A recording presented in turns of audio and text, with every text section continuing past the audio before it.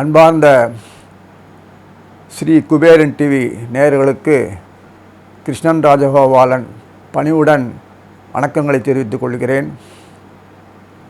இந்த பங்குனி மாத ராசி பலன் சார்வரி வருட முடிவில் பங்குனி மாதம் நமக்கு என்ன செய்ய போகிறது என்ற கேள்விக்குறி எழும்பத்தான் செய்யும்.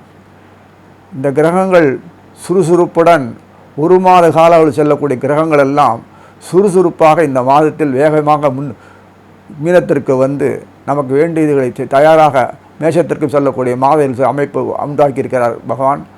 இந்த கிரகநாதர்களுடைய செயல்பாடுகளை பார்க்கும்போது இந்த மாதம் குரு அதிசாரத்தில் செல்லப் போகிறார், கும்பத்திற்கு பேருவார். மேலும் இந்த மாதத்தில் சூரியனோட அன்றைய நாளில் பங்குனி 1ஆம் தேதி அன்றைய நாளில் சந்திரன் உத்தரட்டாயில் தேர்ந்திருப்பார். சுக்கிரன் சூரியனோடு செல்வார். ஆக அமைப்பில் சுக்கிரன் சூரியன் சந்திரன், அங்கே சுக்கிரனுடைய பலமும் ஜாஸ்தி, அதே மாதிரி சூரியனுக்கும் பலம் உண்டு, சந்திரனுக்கு வேண்டிய பலம் அவ்வளோ இருக்காது. இருந்தாலும் சந்திரன் உச்ச வீட்டுக்கு செல்வதனால சந்திரன் பலம் ஒரு நாள் தான் இருப்பார். அதனால் சந்திரனை பெரியதாக எடுத்துக்கொள்ள வேண்டாம். இருந்தாலும் யோகங்களுக்கு ஒரு நாள் இருந்தால் கூட யோகங்கள் செய்யக்கூடிய காலம் இல்லையா? அதனால் நல்ல விஷயத்தில் நான் பார்க்கும்போது எல்லா கிரகங்களும் வேண்டியது வேண்டது நமக்கு கிடையாது. எல்லா கிரகங்களும் அனுகூலம் தான், எல்லா கிரகங்களும் யோக கிரகங்கள் தான். பாதிப்பு கிரகங்களால் வரலை. பாதிப்பு வரும்போது சமூகத்துக்கு மொத்தமாக பாதிப்பு வரும்போது நமக்கும் பாதிக்கிறது, அவ்வளோதான். இது ஏன் அப்படின்னா, பிரபஞ்சம்ன்றது தமிழ்நாடு மட்டுமல்ல, பாரத பூமி மட்டுமல்ல. பாரத பூமியில் எத்தனை பிரதேசங்கள் இருக்குது உங்களுக்கு தெரியும். இந்த குரு பயிற்சி, குருவுடைய அதிசார பயிற்சி வரும்போது மட்டும்தான் சில விஷயங்களை பாதிப்புகள் ஏற்படும். சில வடக்கு இருக்கிற பகுதி, மேற்கே வடக்கு இருக்கிற பகுதிகளெலாம் கொஞ்சம் ஜோல்ட்டிங் ஆகும். அதே மாதிரி மழைகள் வெள்ளங்கள் பெருக்கக்கூடிய அளவுக்கு எதிர்பாராத ஒரு மழை வெள்ளம்லாம் வரக்கூடிய காற்றுகள்லாம் வரக்கூடும், அவ்வளோதான். பெரிய பாதிப்பு ஒன்றது ஏற்பட போவதில்லை. இருந்தாலும் பாதிப்பு தான். அது வளர்ச்சியை நோக்கி கொண்டிருக்கும் போது சமுதாயத்திலே எல்லாருக்கும் ஜீவனங்கள் அமையும், தொழிற்சாலைகள், முடங்கிய தொழிற்சாலைகள் நன்கு இயங்க ஆரம்பிக்கும், சாதகமான முறையில் வளங்கள் பெருகும், இயற்கை சீற்றங்கள் இருந்தாலும் அதற்கு பிறகு நமக்கு வேண்டி செய்யக்கூடிய அத்தனை வளர்ச்சிக்கு உண்டான பாதைகளை அமைத்திருப்பார். பஞ்சபூதங்களில் சேஷ்டைகள் அடங்கி இருக்கும். அதே சமயத்தில் இறை வழிபாடு அதிகம் இருக்கும். சனாதன தர்மத்தில் அதிகம் ஈடுபடுவார். சுகமான வாழ்க்கை வேணுமானா உழைப்பு முக்கியம். அந்த உழைப்பு கொடுக்கிற சனீஸ்வரருடைய தயவு அதிகமாக இருக்கும். அதை பின்பற்றி குருவினுடைய செல்வம், செல்வாக்கு, அந்தஸ்து, ஸ்டேட்டஸ் சொல்லக்கூடியது, பொருள்கள், ஐஸ்வர்யங்கள் எல்லாம் விருத்திக்கு நிறைய வரும், ஏராளமாக வரும். வருமானம் போராது என்ற குறையே இல்லாதபடி வருமானம் நிறைய இருக்கும். செலவினங்களும் அதிகம் கூடும். இருந்தாலும் அந்த முதலீடு சம்பந்தப்பட்ட தொழில்கள் எல்லாமே வளர்ச்சியை நோக்கி ஏற்றுவதற்கு உண்டான பாதைகளை அமைத்துவிடும்.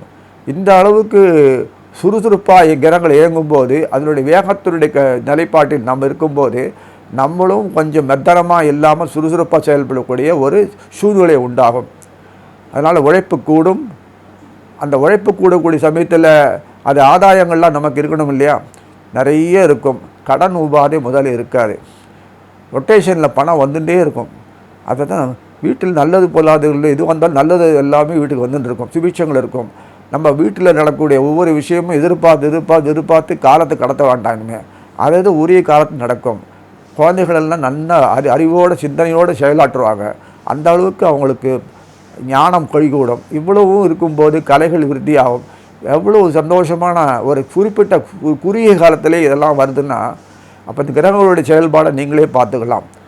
அதனால் இந்த மாத பலன்களை ஒவ்வொரு ராசியாக பார்ப்போம்.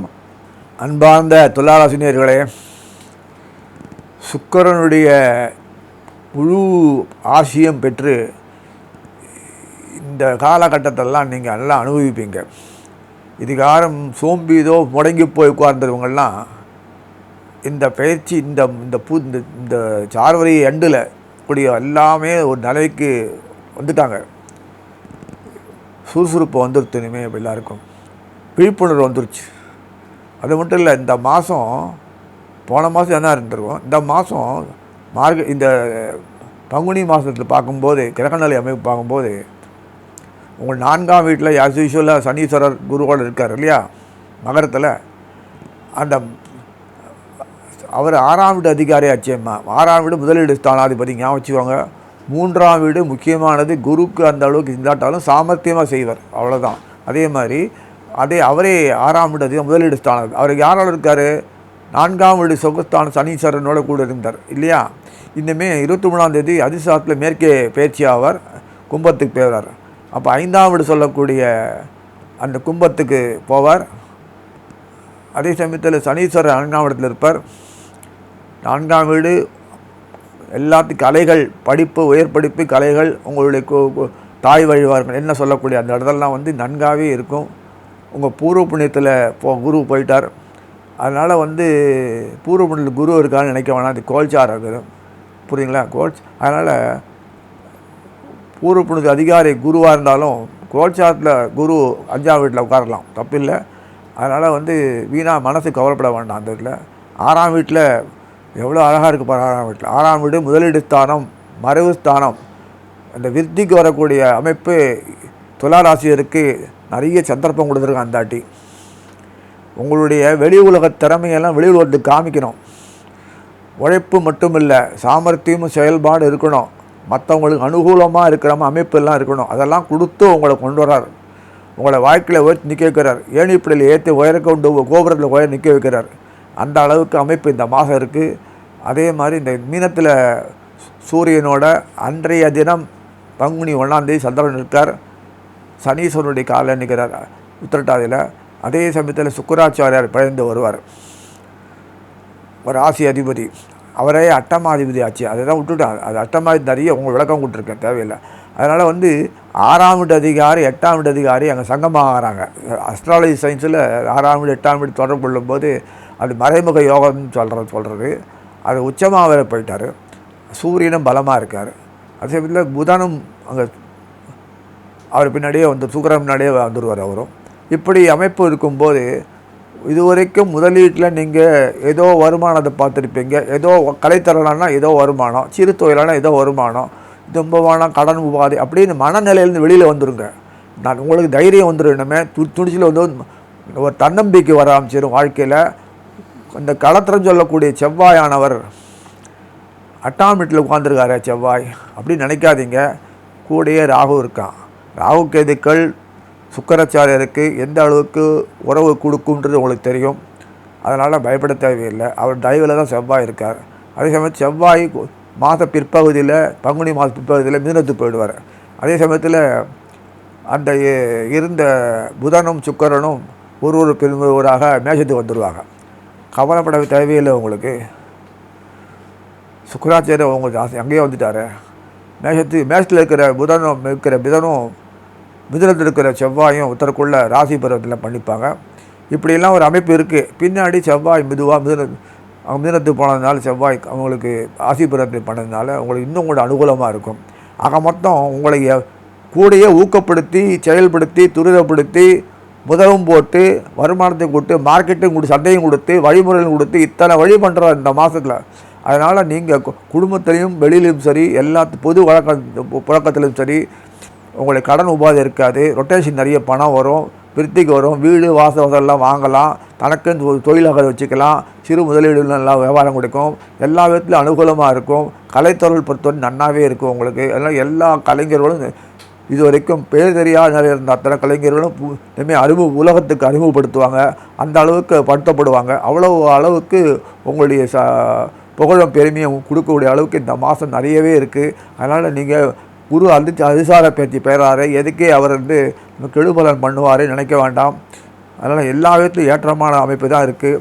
அதனால் இதை பார்க்கும்போது இதுவரைக்கும் குழந்தைகள் நல்ல தண்ணி பார்த்துருக்க மாட்டீங்க. ஆச்சரியமானவர்களுக்கு நல்லா வாழ்க்கையில் முன்னுக்கு வந்துட்டு இருப்பாங்க. எது வந்தாலும், எது துறை, விளையாட்டாலும் சரி, எந்த துறையாலும், எதுவாலும் சரி, கலைத்துறை எல்லாத்துலேயுமே அவங்க தன்னுடைய ஒரு முத்திரையை பதிப்பாங்க. இதுவரைக்கும் உலகத்துக்கு அறிமுகப்படுத்தாதவங்களை இனிமேல் உலகத்துக்கு அறிமுகப்படுத்தப்படுவாங்க. அவ்வளோ அளவுக்கு சாமர்த்தியம் திறமையும் கூடி முன்னுக்கு வரக்கூடிய பாக்கியத்தை இந்த மாதம் கொடுத்துருக்காரு. அதனால் நல்லா பயன்படுத்திக்கோங்க. ஜீவனத்துக்கும் எந்தவித குறையும் பங்கும் இல்லை. இதுகாலம் ஜீவனம் பங்கமாக இருந்தாலும் அதுக்கு உண்டான வழிமுறைகளும் நேர்த்தியான அமைப்புகளை கொடுத்து உங்களை ஊக்கப்படுத்தி உங்களுக்கு செயல்படக்கூடிய உங்களை தூக்கி நிற்கக்கூடிய அமைப்பு தான் கொடுத்துருக்கு. அதனால் நீங்கள் வீணாக மன வளர்ச்சியிலேருந்து வெளியில் வரலாம். குடும்பத்தில் தாழ்வு மனச்செல்லாம் போய் ஒருத்தருக்குள்ள விரோதம்லாம் போய் அருமையான சந்தர்ப்பம் வந்திருக்கு. கூடி வாழ் நிலை வந்திருக்கு. எல்லாத்துலேயும் உயரக்கூடிய இந்த நிலையை அந்த இது செய்ய வேண்டிய காலத்தில் செய்ய வேண்டிய கடமைகளை கரெக்டாக செஞ்சு முடிச்சிருவீங்க. பொறுப்புகள் கூடும். இனிமையாக முடிப்பீர்கள் சொல்லி அமைகிறேன். ஸ்ரீ குபேரன் டிவியை பார்த்தமைக்கு நன்றிகள். மேலும் இது போன்ற தகவல்களை தெரிந்து கொள்ள ஸ்ரீ குபேரன் டிவியை சப்ஸ்கிரைப் செய்யுங்கள். மறக்காமல் பெல் ஐக்கானை கிளிக் செய்யுங்கள்.